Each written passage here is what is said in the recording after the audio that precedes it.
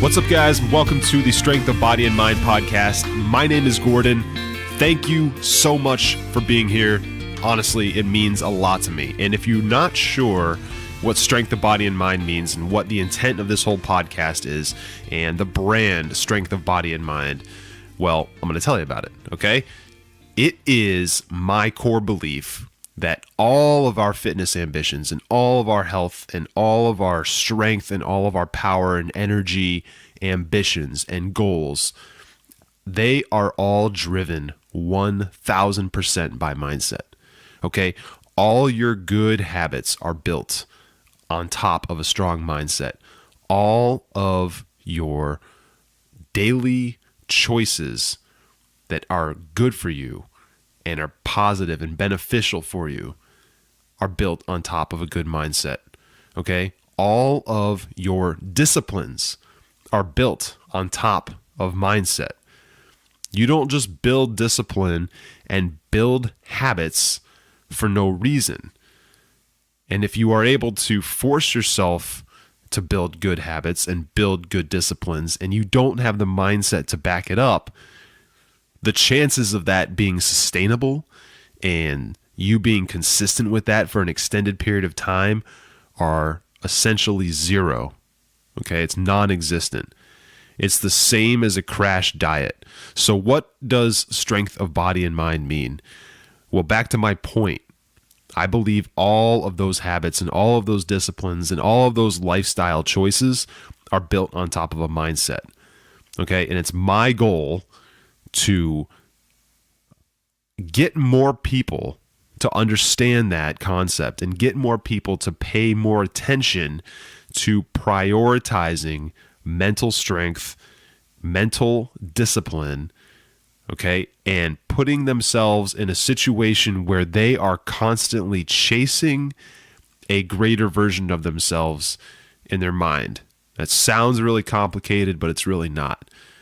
Okay, I believe that if you have a vision for yourself, okay, a vision for your health, a vision for your body, a vision for your strength, a vision for the amount that you're able to move, the amount of flexibility you have, if you have a vision for all those things and you are actively trying to pursue that, you'll create the disciplines, you'll create the habits, you'll create the nutritional decision making, all of those things. You'll create them naturally, almost intuitively, to map to those things. Okay, but it doesn't happen through crash dieting or deciding that I'm cold turkey going to go into this thing and lose a bunch of weight and change my life overnight. It all starts with mindset. Okay, strength of body, strength of mind. They are not mutually exclusive. Okay, they are one and the same. Now, today's episode is about one of my favorite subjects, and that is legs, the power of legs, okay? And the power, specifically, the power of working out your legs. Now, if you're into weightlifting at all, or if you're kind of like in that world a little bit, then you know there's like this big running joke that a lot of guys and girls too go to the gym and they only work their upper body and they never work their legs, and they talk about never skip leg day and all that shit. That's not what I'm talking about, okay? That is part of it, I guess, sort of, but not really. What I'm talking about is a lot more serious, okay? It's a lot more realistic, it's a lot more practical, okay? Your legs, the legs of the human body, are the only thing that connects you to the ground, okay? The legs give you the power, and you all know this, right? But I want to say it out loud. I want you to take the extra second to think about it. The legs give you the power and the ability to explore, right? They give us the ability to walk around. They give us the ability to travel. They basically are the one thing that we have that allow us to have movement, right? The legs are our movement around the planet. Now, obviously, I feel a need to say this. There's exceptions to everything. I understand there's a lot of people that have gone through some extremely unfortunate circumstances, or they were born in unfortunate circumstances and they don't have legs, or they don't have one leg, or they have prosthetics, or they're in a wheelchair. I get it. That's not what I'm talking about. Okay. I personally know people in those situations. That is not what I'm talking about. Okay. If you are lucky enough to have two legs that work, okay, and you are able to walk and able to move on your own at will because you want to, all right, then you should feel that you have a gift, and that gift, and this is not religious, okay, but you have a gift, and that gift is that you are free to explore, free to move, free to use your body. Okay, that is an amazing gift, and you have essentially won the lottery. All right, now, that gift doesn't last that long. In the grand scheme of things, it really doesn't. Okay, anything could happen. You could lose that gift at any time, whether it was through like a horrible accident or even just old age, right? You could lose that gift. Anybody could lose the power to walk and run and jump and sprint and even crawl. You need your legs to crawl. You could lose that gift at any time, okay? And as we get older, all of the pieces that make up that gift, all of the things that we have from the waist down, they stop working the way they did when we were younger. Obviously, we lose our elasticity, okay? We lose the springiness of our joints, all right? All the cartilage in our knee is not the same at 40, 50, 60, 70 as it was when it was, you're in your teenager years or your 20s, okay? 30s. Okay, all of that goes without saying, right?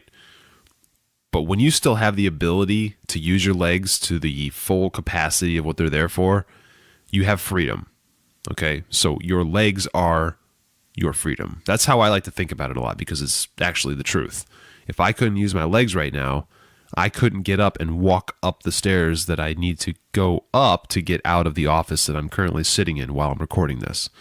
Okay, I would have to have either a crutch or a cane, or if it was really bad, obviously a ramp or something like that, right? And a wheelchair or an elevator. And while I have the ability to use my legs to my full advantage, I want to make sure that I do everything in my power to make sure that they are strong enough and maintained to the point where I get every possible ounce of energy that my legs can possibly provide for me over the course of my life. And I think that everybody should do that. All right. It's putting a priority on your leg strength and leg growth and leg development. Okay. They are so powerful. And the other part of this, the thing that I think hardly anybody ever thinks about, is that your legs are half your body, right? They are literally, if you think about it, about half your body. Okay. Now, I haven't gone through the exercise of actually calculating out the ratio of total leg volume to upper body volume, or leg mass to upper body mass, but I don't think I need to. Okay. Look at the human body. It's about half your body. And more importantly, it holds up everything else. All right. I always like to envision the legs as being sort of like the support columns for the rest of your body, because everything rests on top of that. And that's why as you get older, a lot of people, especially if they don't take care of themselves, they have a lot of knee issues. And this isn't the only reason, okay, but it is a reason. A lot of knee issues, and people develop arthritis to the worst degree in their ankles and in their knees. And obviously there's a million factors that go into this, okay? But just remember that because all of that weight is being supported by the knees, which are very small, and the ankles, which are also very small, they are at high risk. And because of that, honestly, it's our responsibility to take care of them. Okay, to do everything we can. Now, because this is a health and fitness centric podcast, and if you're listening to this, you're probably into health and fitness, or you're starting to get into it, and you're curious about workouts, and you're curious about muscle priorities, although technically all muscles should be a priority, the legs should be one of the highest priority muscles. Now, what do I mean when I say a high priority muscle?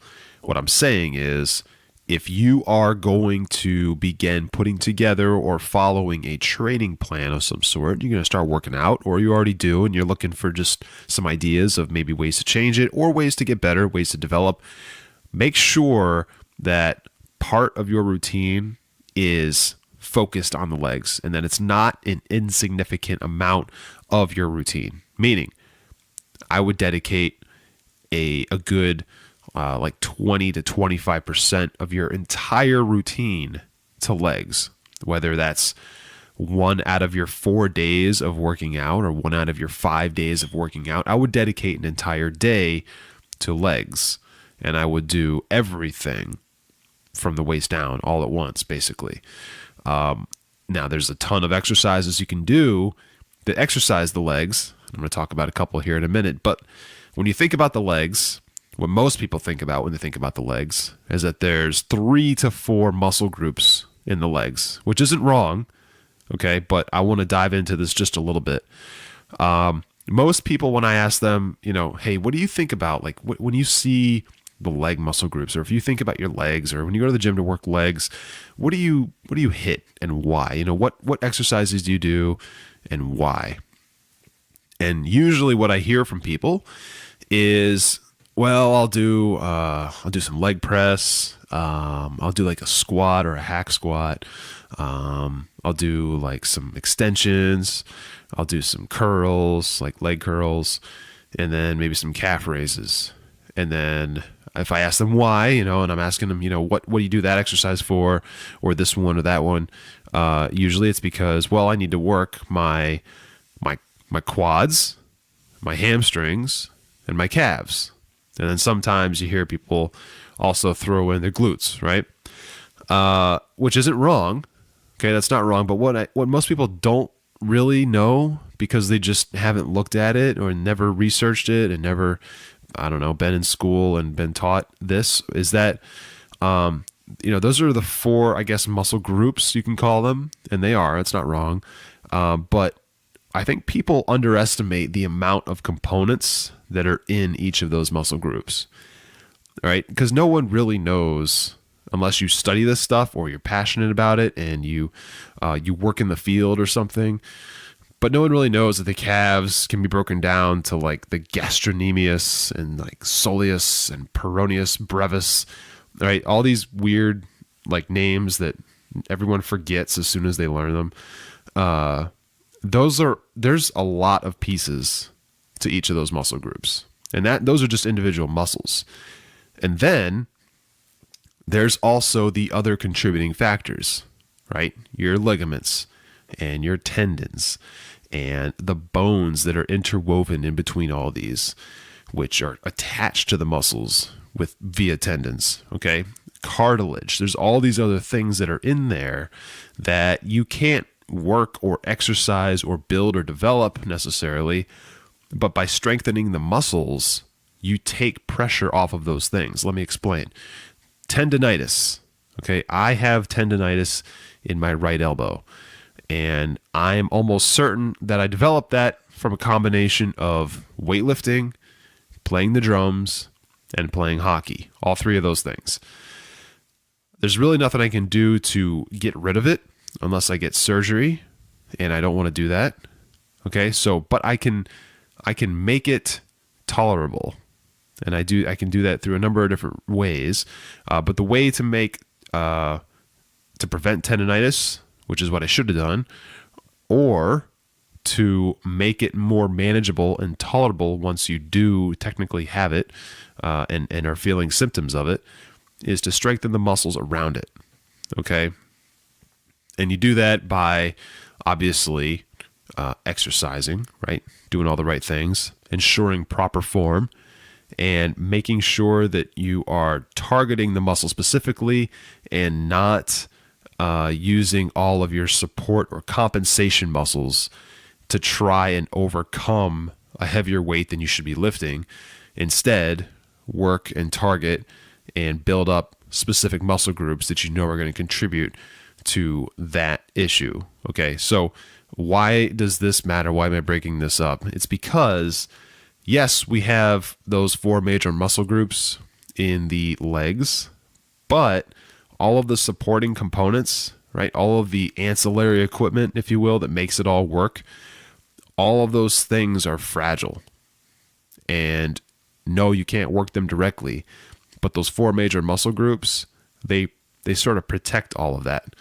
And all of that stuff works better when those four major muscle groups are developed and they're strong and they are trained to the point where they can essentially take a beating, right? They're used to resistance. They're used to being exercised, and it's not foreign to those muscle groups to be stressed, if you will, stressed in the way of resistance or having to push weight or lift weight. When they're used to all that and they're used to taking a beating and they're strong and developed, then you won't experience nearly as many issues with your knees or your ankles or all the supporting tendons and all of the supporting ligaments. Now, the one thing we didn't really mention here is the hips, okay? People don't put enough emphasis on hip strength, hip flexibility, and hip rotation. And I bet if you went out right now and you asked the next 5 people you see, adults over the age of 25, if they can open their hips, right? Meaning, can they take their right foot and open up their hips so that their toes are pointing straight out to the right side of their body and their heels are on the inside, and take their left foot and point the left toes straight out to the left side and put their heels on the inside so their heels are touching and their toes are pointing out. I bet if you ask the next 5 people, maybe one of them can actually do that. Okay, they have already lost their ability, their flexibility in their hips to open them up like that, which is sad. And why do I think it's 1 out of 5? Well, it's because I've asked a lot of people, probably in the range of, 50 to 70 people in the last year, if they can do that. And it's about 1 out of 5. If I had to ask, it's about 1 out of 5. So anyway, what's my point? My point is that if you don't play a sport or something, as you get older, you stop doing these things and you start losing flexibility in your hips. As you lose flexibility in your hips, you know what becomes more difficult? Everyday fucking life. Regular shit. Moving boxes, lifting couches, running outside with your kid, trying to teach him how to play baseball or football or throw a frisbee. All of that stuff gets harder. And if you ever are hanging out somewhere, maybe at a sporting event with a kid, or you're at your child's or your nephew's or your godson's football game or something, and you see them on their knees and they're kind of contorted, all bent over backwards because they're just goofing around, whatever. Have you ever been in a situation like that and you've heard someone say, "Oh man, if I did that, I'd never be able to get up again"? Or have you ever heard anyone be like, "Oh shit, if I was down in that position, I wouldn't be able to get out of bed for a week"? That's because people, they don't understand that their body is still flexible. It's still capable of being flexible. It's still capable of moving. It's almost like they throw in the towel as soon as they enter adulthood. And you don't need to be this routine practicing gymnast or something in order to maintain flexibility. Okay, but you do need to put an emphasis on it. You do need to make it a priority in your life, at least a little bit. And your life will be so much better if you actually spend time trying to develop and trying to build up and trying to maintain your leg strength and your leg mobility and leg flexibility.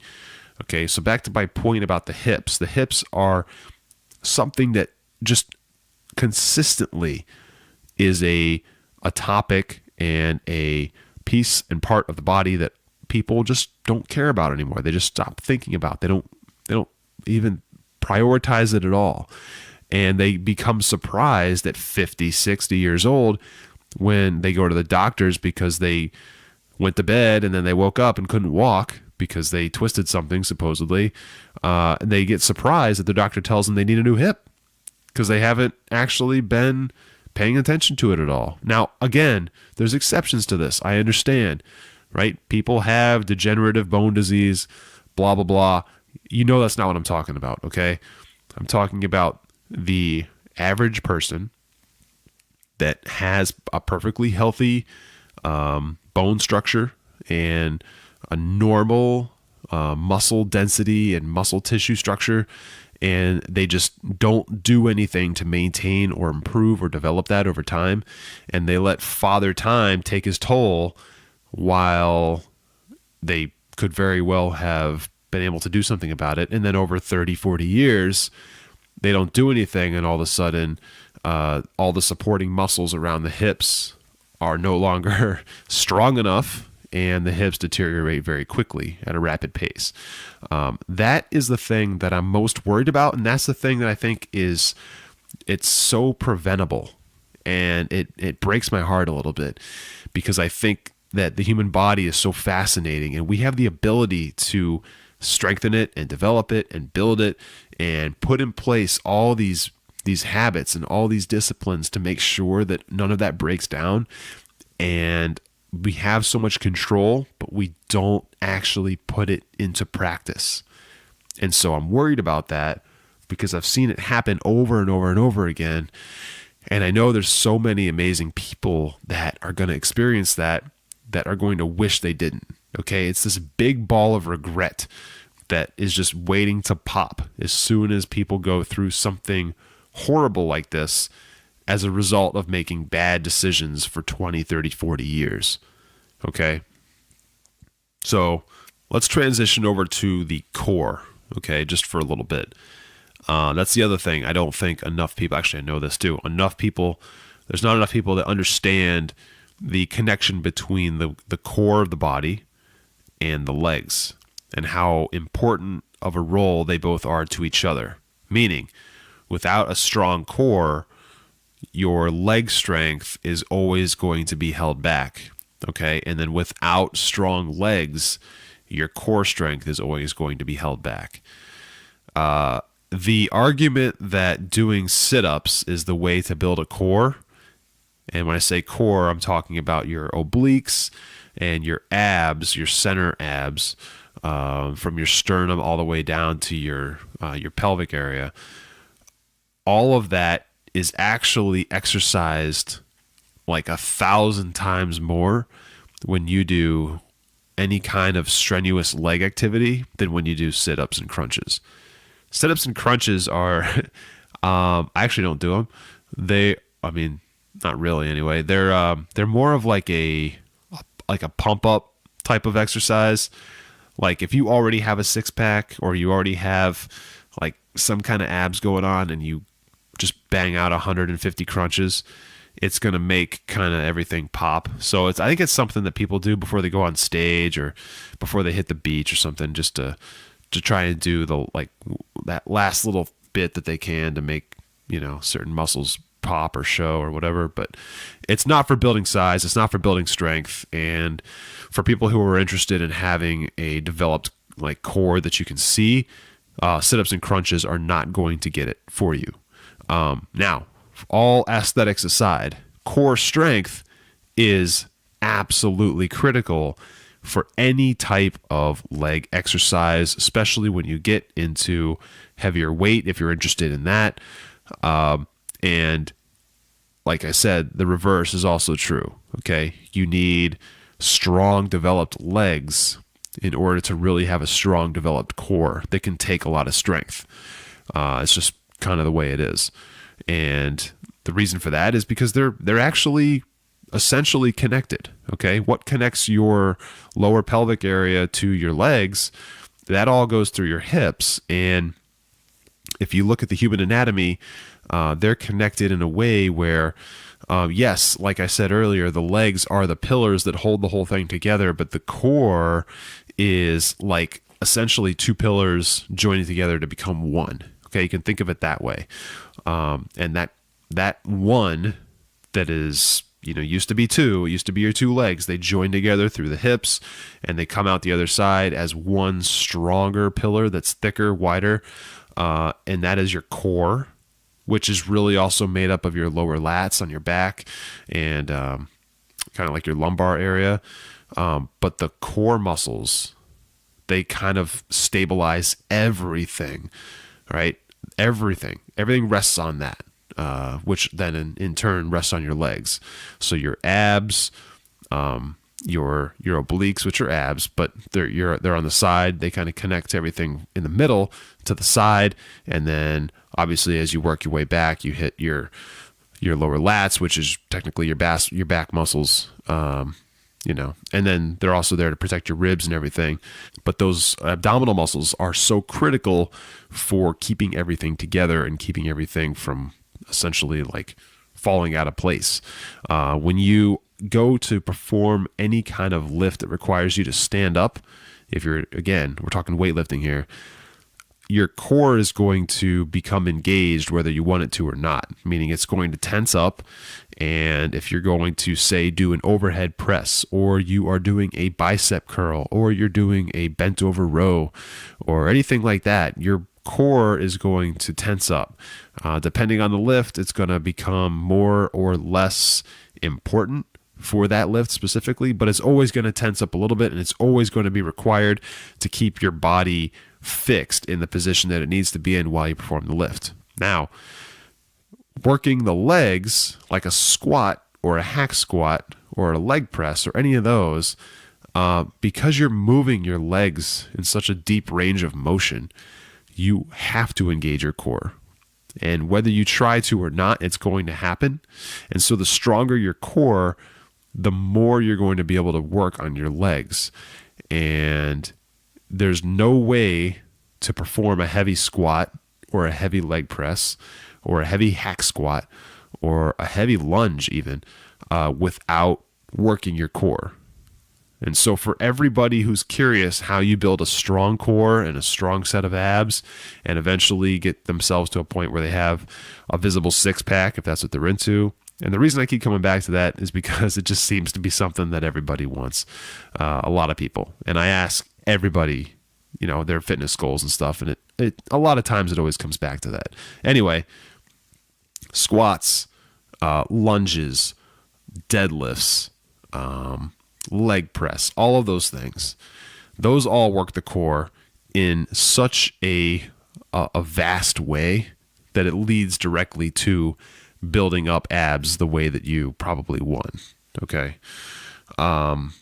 Listen, I started off this episode with the intent of talking specifically about how important it is to work and maintain and develop your legs. And I also wanted to talk about how they play into the core strength and core development of the human body. Originally, I thought I might try to break down a bunch of exercises, but honestly, as I'm talking here, I'm kind of thinking that the audio description of an exercise and trying to have you visualize it is probably not the best form to digest that. So I'm going to do some of this stuff, probably going to end up writing a blog post about it. I am planning on going through different muscle groups, like kind of one at a time, and talking about the importance of them and how they play their part in the human body and what I think most people want out of that particular muscle group as it pertains to their fitness goals. And I'm basing a lot of my data off of what I have received in feedback from other people. So I ask people, and then a lot of times I get information from people when I don't ask, which is cool too. I do like that. And I take that data and I take all that feedback and I put it into what I think is going to be the best content that I can provide. So I think that this podcast episode was extremely valuable, especially if you are a new person just getting into fitness, just getting into weightlifting, and you are kind of hyped up at the idea of having like a toned upper body or something, and you haven't really given any thought to legs and the importance of legs, and you don't really understand why people would work out their legs, well, this is the reason. So listen to this episode again if you have to. I think there are a lot of major takeaways, but the main punchline, guys, is that without working your legs, without spending time developing them and building them and putting an emphasis on your legs, you are literally neglecting about half your body. And if you neglect half of your body, the systemic effects that you're going to see are a reduced core strength, a reduced core development, hip flexibility going out the window, your glute flexibility going out the window, which is incredibly important if you want any sort of rotation or flexibility in your legs. Okay? All of that goes out the window if you don't put emphasis on your legs. Is it going to happen tomorrow? No. Next month? No. But in 10 years? Yeah, maybe. 15? Definitely. 20? Definitely. And then from then on, it just gets worse. So my point is, absolutely, you need to spend time developing your legs. And the other thing that I didn't really talk about, but I think a lot of you are probably connecting the dots here, as you work out your legs, because it is so much muscle mass compared to the upper body, and you're doing it all at once, you are burning a shitload of fat and calories when you do that. Okay? Working out your legs is literally working out half your body at the same time, all at once. So when you do a squat, or when you do a leg press lift, or when you do a hack squat or a lunge, you are working about half your body all at once. The energy that your body needs to perform that is significant. So the result is increased weight loss, increased fat loss. And I think that if you do this for a short period of time, then you're going to actually come back and thank me for opening your eyes to that, because it's the truth. Okay, that was one of the biggest shifts in my routines ever, was incorporating a much more substantial emphasis on legs. Okay, putting all of my energy into making legs a priority changed my life forever. Okay, so with that, guys, I'm going to wrap this up. Make sure you check out the next episode. It's something that I've been very interested in talking about for a long time. It's a lot more mindset stuff. And anyways, check it out. So thanks so much. Recommend this to a friend if you got anything out of it. And please leave us a review also if you got anything out of this. So with that, thanks again, guys. And I'll see you in the next episode. Take care.